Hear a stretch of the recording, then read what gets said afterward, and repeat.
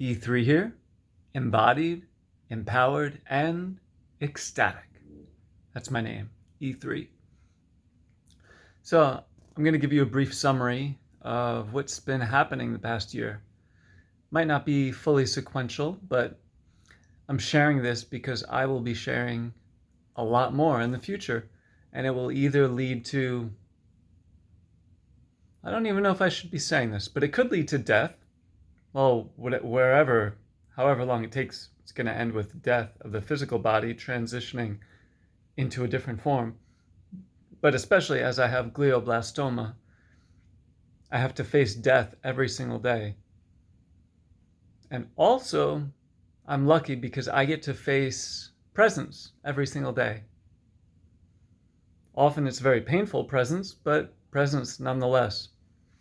All right, so where do I want to start? I don't even know, but I hope this video benefits you and whoever watches this. So growing up, there was a lot of stress. There was a lot of what I call the escape routine. There was a lot of passive machine mind energies, voices in my head, energies and images in my consciousness that were not supporting my unique vibration, my unique flow state, and they were not supporting my unique life purpose. So I held on to these energies for many, many years, and they led to many, many unhealthy thought forms and patterns, eating patterns, feeling patterns, acting patterns.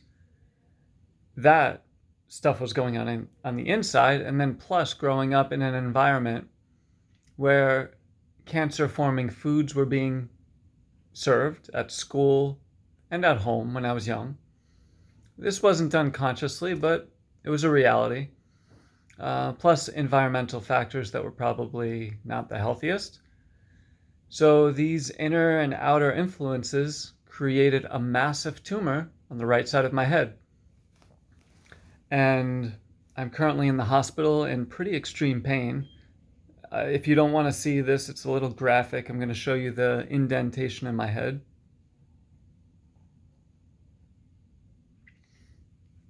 So, in pretty extreme pain from recent head surgeries.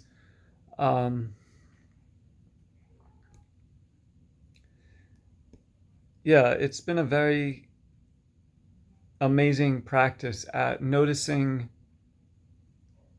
thoughts, noticing feelings, noticing what do I have control over and what don't I have control over. So in many ways, I created the glioblastoma. Because I had unresolved childhood trauma, I would often escape, either rent a hotel or just stay in my apartment if I had my own apartment at the time, just eat the worst, most toxic foods possible. Coca-Cola, cheeseburgers, just like sometimes I would eat scoops of ice cream or scoops of vanilla frosting with rainbow sprinkles in it, potato chips with ketchup, really like unhealthy foods. And this went on for years and years when I was younger. So in a sense, that was my choice. It was an unconscious choice, unconscious actions based on unresolved trauma, which definitely contributed to the creation of a brain tumor. But it's interesting because in the past few years, I've had more integration, more happiness, healthier lifestyle, more like a healthier living environment than ever. More integration on the inside in my mind and my body and my soul. So it was just very interesting timing that after the integration, after the increase in happiness and connection in who I am to who I am, that's when I had the stroke and the discovery of the brain tumor and glioblastoma. And lucky I did, because this past year has been extremely challenging, extremely painful, extremely humbling. If I didn't have that inner integration and those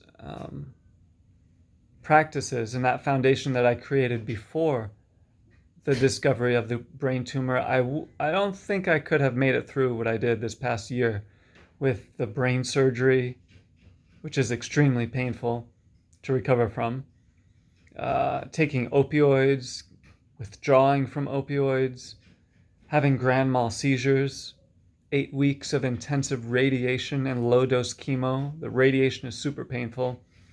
Grand mal seizures again, head infection forming, second head surgery to clean out the infection, recovering from that surgery.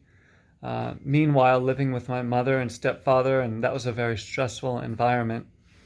They weren't planning on me living with them, but I flew from Hawaii to New York to work in New York City and do healing work, and go back to Hawaii and begin the next chapter in my life. But on the flight from Hawaii to New York, I had a stroke. The next day, the left side of my body was slightly paralyzed, so luckily, my mother and stepfather let me stay with them. They let me stay in their bedroom, and they transformed the living room into their bedroom, which was so generous of them. But it was very challenging because it's almost like going back to childhood and re-experiencing childhood relationships, but while going through these things that I just described: brain surgery, radiation, chemo, extreme pain. And it was it was like a mastery level in stoicism, with first living with my mom, and then I left her apartment in New York and then went to be with my dad and experienced something very similar. It's like re-experiencing childhood relationships, but bringing a higher consciousness to it, bringing love to it, and letting the old traumas release. Those traumas which led to the creation of the brain cancer in the first place. It's almost like I needed to go back to the root. Not blaming my parents, but they were a part of it. Going back to the root. Externally, literally, I went to the street where I was born in New York to have the brain surgery and the radiation and chemo. And then also going back to the roots internally and giving myself a chance to have a death, letting go experience, so this way I could have a rebirth and beautiful evolution experience. So yeah, that's part of what happened the past year. I want to describe more, but there's just too much extreme pain right now in my head. So even though there have been challenges, there have been even more miracles. And for me, a miracle is just, it's a connection with our unique vibration, connecting with the unique vibration. Could be through other people the miracles come, or just through nature, or through signs or synchronicities, or many ways miracles can come. But I've experienced many, many miracles this past year, and I'm grateful for that. So yeah, I'll probably continue, maybe even later tonight or tomorrow, the next part in this video. But happy to share this journey with you, and I'm wishing you well wherever you are. E3 here, embodied, empowered, and ecstatic. And may you be as well, just as you are.